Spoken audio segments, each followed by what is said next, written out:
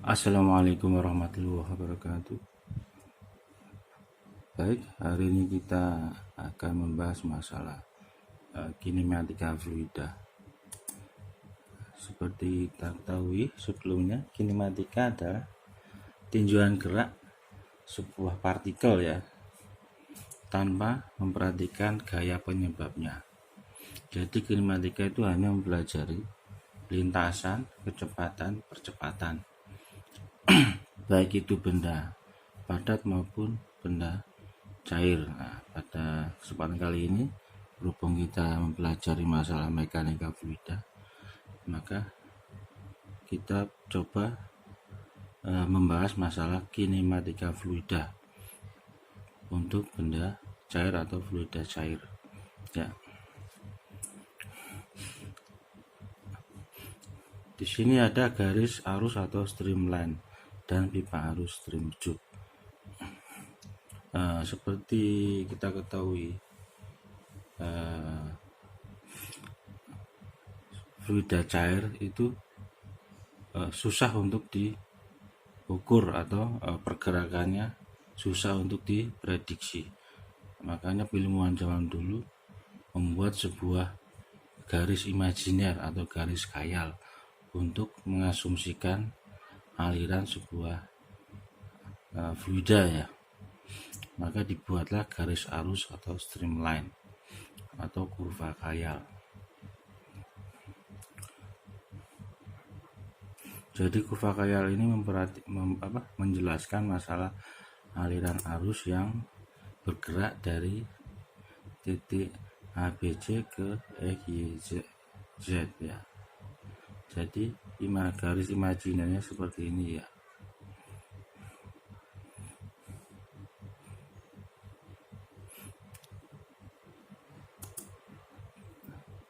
Garis arus tidak akan saling berpotongan atau bertemu.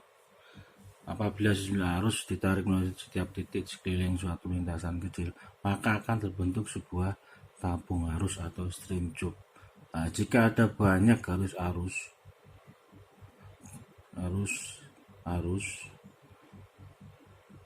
dia tidak akan saling memotong atau tidak akan saling menikung antara satu arus dengan satu arus yang lain. Dan akhirnya membentuk sebuah tabung arus ya. Dan oleh sebab itu zat-zat tidak akan keluar melalui dinding tabung. Alirannya hanya akan masuk dan keluar melalui kedua ujung tabung tersebut. Itu lebih jelasnya bisa dilihat di gambar tabung arus seperti ini. Jadi setiap arus tidak akan memotong arus yang lain ya.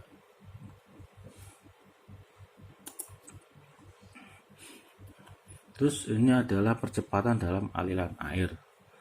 Percepatan partikel zat cair bergerak didefinisikan sebagai laju perubahan kecepatan. Jika ada penampang seperti ini, di sini ada ketinggian zat cair, terus di sini ada luas penampang, terus di bawahnya ada pengecilan luas penampang. Apabila tinggi muka air dari sumbu curhat adalah tetap, maka aliran menuju curhat akan permanen dan kecepatan pada suatu titik akan tetap terhadap waktu ya. Tetapi karena adanya pengecilan penampang, maka aliran sepanjang curhat akan melalui percepatan ya. Perubahan kecepatan ini ditimbulkan karena ada perubahan tampang aliran. Nah, percepatan ini disebut percepatan konveksi. Percepatan yang diakibatkan karena ada perubahan luas penampang ya. Terus apabila tinggi air, muka air berubah, bertambah atau berkurang, maka kecepatan aliran di suatu titik dalam curhat akan berubah menurut waktu ya. Berarti aliran di titik tersebut mengalami percepatan juga. Nah, percepatan yang disebabkan oleh perbedaan ketinggian muka air disebut dengan percepatan lokal ya. Kalau berdasarkan luas penampang tadi kan percepatan konveksi, kalau berdasarkan perubahan muka air disebut percepatan lokal. Kedua percepatan ini digabungkan menjadi percepatan total pada suatu aliran yang tak mantap. Tak mantap maksudnya itu gini, dia mempunyai perubahan kecepatan berdasarkan ketinggian dan berdasarkan luas penampang. Lanjut ya. Nah ini pada gambar di bawah ini menunjukkan lintasan gerak partikel dari titik O ke titik P ya. Panjang lintasan adalah ds, titik O kecepatan partikel adalah v. Jadi percepatannya itu dv plus dv ya. Secara matematis dapat ditulis v sama dengan v terhadap waktu dan s lintasan. Sedangkan percepatan partikel dv per dt. Nah, persamaan ini bisa didiferensialkan menjadi dv sama dengan dv per dt dt plus dv per ds ds ya. Itu substitusikan persamaan ini ke dalam persamaan yang ini ya. Karena v sama dengan ds per dt, maka didapat a sama dengan dv per dt sama dengan dv per dt plus v dv per ds.